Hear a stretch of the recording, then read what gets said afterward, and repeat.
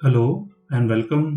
GCP के इस lecture में आज हम देखेंगे कि हम नेटवर्क लोड बैलेंसर का यूज़ कैसे करते हैं और इसके लिए मैं अनमैनेज्ड इंस्टेंस ग्रुप का यूज़ करूँगा। इसके पहले हमने लोड बैलेंसर का यूज़ जो कि लेयर 7 का लोड बैलेंसर था विथ मैनेज्ड और अनमैनेज्ड इंस्टेंस ग्रुप का यूज़ करके हमने लैब किया था। इस लैब में हम नेटवर्क लोड बैलेंसर का यूज़ करेंगे विथ अनमैनेज्ड इंस्टेंस ग्रुप। इसके लिए हम क्या करेंगे, यहाँ पे हम दो सर्वर लॉन्च कर देंगे और दोनों सर्वर में हम क्या करेंगे, कस्टम पेज लगा देंगे हेलो वर्ल्ड का, जो कि हमने पहले भी करके देखा था। तो इसके लिए दो सर्वर चाहिए। तो यहाँ पे मैं इंस्टेंस 101 और कंप्यूट कैपेसिटी में e2.micro, ओएस में मैं लेता हूँ यहाँ पे डेबियन, ये चलेगा। डेटा प्रोटेक्शन में नो। इंटरनेट में आप डिफ़ॉल्ट वीपीसी यूज़ कर सकते हो, आप अपना कस्टम वीपीसी भी यूज़ कर सकते हो। बाकी के ऑप्शन एज इट इज़ रहेंगे। एडवांस में जाना है और यहाँ पे ऑटोमेशन स्क्रिप्ट यूज़ करनी है। तो हम क्या करते हैं, यहाँ से स्क्रिप्ट यूज़ कर लेते हैं जो कि हमने पहले भी देखा था। बाकी के ऑप्शन एज इट इज़ रहेंगे and then click on create. और हाँ, यहाँ पे आपको एक और चीज़ ध्यान देनी है, जो आपका EC2 इंस्टेंस रहेगा, सॉरी वर्चुअल मशीन रहेगा, वो आपको जोन बताना रहेगा कि किस जोन में आप यहाँ पे इसको यूज़ करने वाले हो। तो यहाँ पे मैं दोनों सर्वर एक ही जोन में रखूँगा।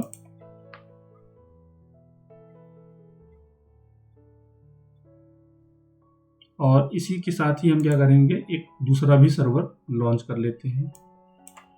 इसको नाम देते हैं 102 और जोन में 1A रखूँगा और OS मेरा डेबियन ही रहेगा। यहाँ से नो बैकअप, नेटवर्किंग में सब कुछ रहेगा ऐसे एज इट इज़। और एडवांस में यहाँ पे मैं स्क्रिप्ट कॉपी कर दूंगा and then click on create. जब तक ये सारे सर्वर्स हमारे रेडी हो रहे हैं तब तक मैं क्या कर रहा हूँ, पब्लिक आईपी से देख लेता हूँ कि जो मैंने कस्टम पेज लगाया था वो यहाँ पे विजिबल है या नहीं।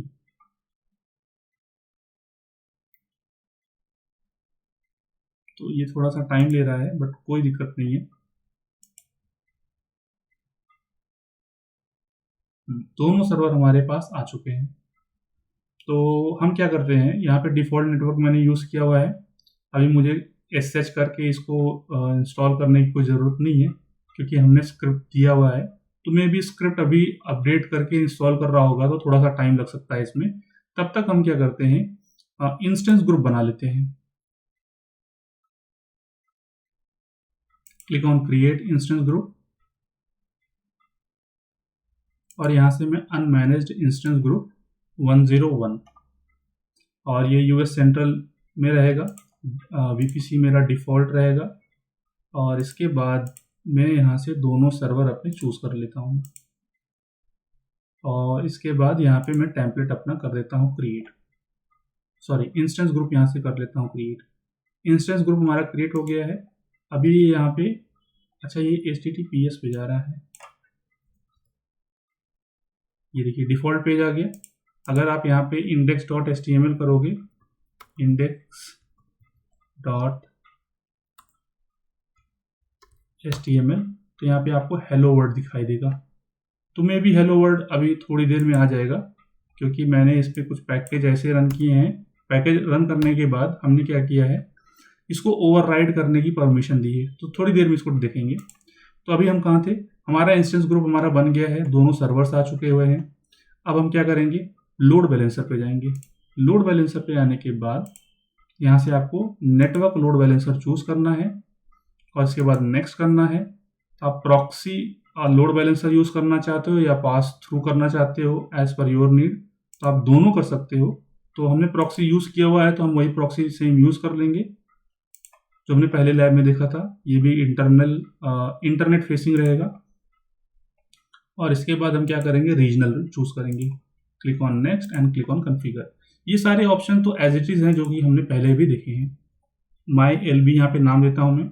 रीजन हमारा रहेगा US सेंट्रल और नेटवर्क मेरा डिफ़ॉल्ट रहेगा। और ये देखो माई प्रॉक्सी जो मैंने पहले भी क्रिएट किया है वो यहाँ पे आ चुका है।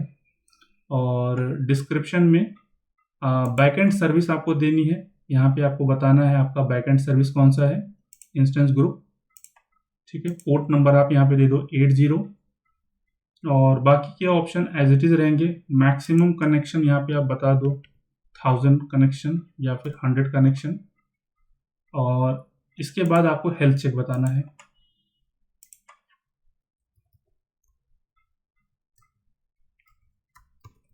हेल्थ चेक बाकी के ऑप्शन मैं एज इट इज रख रहा हूँ, इसमें कोई चेंज नहीं है, ये सब कुछ हमने पहले भी डिस्कस किया हुआ है, तो इसमें ज़्यादा टाइम नहीं मैं यूज़ करूँगा। और इसके बाद सारे ऑप्शन एज इट इज रखने के बाद आता है front end, my front end, और यहाँ पे मैं पोर्ट 80 दे देता हूँ। मैं फ्रंट एंड कॉन्फ़िगर हो गया और इसके बाद यहाँ पे मैं फाइनलाइज करके इसको कर देता हूँ क्रिएट। और अब हम यहाँ पे आकर के इसको फिर से रिफ्रेश करके देखते हैं कि हेलो वर्ल्ड आया कि नहीं। हाँ, ये देखिए, इसमें थोड़ा सा टाइम लगा क्योंकि जो स्क्रिप्ट है वो थोड़ा सा टाइम लेती है एग्जीक्यूट होने में, तो इसलिए उसने क्या किया, जो डिफ़ॉल्ट पेज था उसको ओवरराइड कर दिया। इंस्टेंस ग्रुप हमारा बन गया और उसके बाद हमारे पास इंस्टेंसेस भी हैं। दोनों सर्वर की आईपी लेकर के आप वेरीफाई कर सकते हो कि आप दोनों सिस्टम की पब्लिक आईपी से सेम पेज एक्सेस हो रहा है या नहीं। ये देखो हेलो वर्ल्ड, ये .88 है, ये .30 है, ठीक है। दोनों सर्वर से हमें दिख रहा है पेज।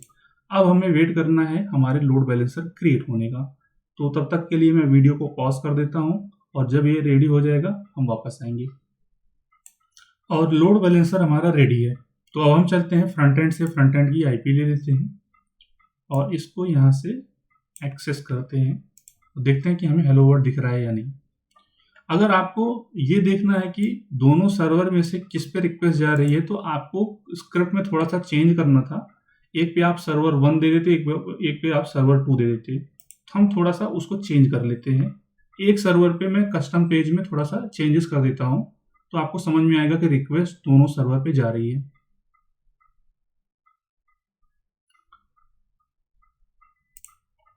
ठीक है, और यहाँ से मैं sudo रूट में आ गया, vi var www.html index.html। तो यहाँ पे टाइटल में बॉडी में जाके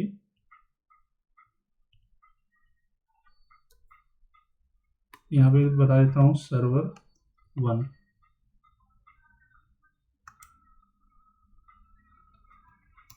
और इसको सेव कर देता हूँ। और इस सर्वर को मैं यहाँ से अगर मैं एक्सेस करूँ तो मुझे हेलो वर्ल्ड सर्वर 1 दिखाएगा, ठीक है। अगर मैं लोड बैलेंसर को हिट करूँ तो एक बार हेलो वर्ल्ड पे जा रहा है, तो हमें देखना है कि दूसरे सर्वर पे रिक्वेस्ट जा रही है या नहीं। हमें बार बार हिट करके वेरीफाई करना होगा। एक बार वेरीफाई हो गया, दैट मीन्स कि हमारा लैब सक्सेस हो गया है।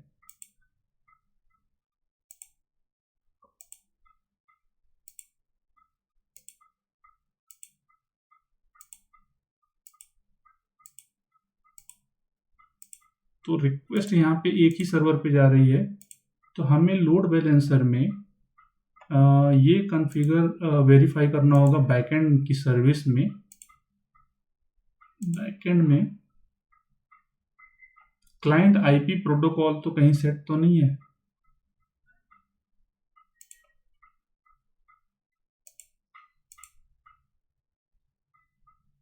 यहाँ पे राउंड रॉबिन में जा रहा है, ठीक है। हाँ, सेशन एफिनिटी नन है, टीसीपी है, ये तो करेक्ट है। फ्रंट एंड में आकर के देखते हैं फ्रंट एंड में क्या कॉन्फ़िगर्ड है।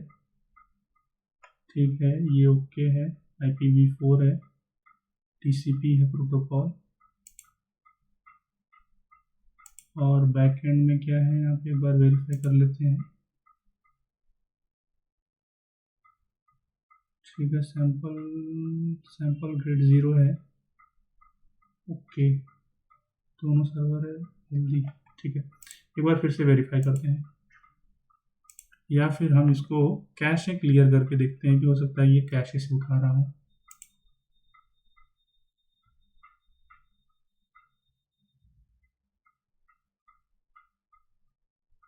ये देखिए सर्वर 1 पे रिक्वेस्ट आ गई। अभी कैसे क्लियर किया, तो सर्वर 1 पे रिक्वेस्ट जा रही है और फिर से इसको रिफ्रेश करेंगे, सर्वर 2 पे जा रही है। तो इस तरीके से लोड बैलेंसर काम करता है। तो जो मैंने आपको दिखाया कि ये दोनों सर्वर पे रिक्वेस्ट सेंड कर रहा है। तो ये था हमारा आज का लैब। तो इस वीडियो में फिलहाल इतना ही। Thanks for watching.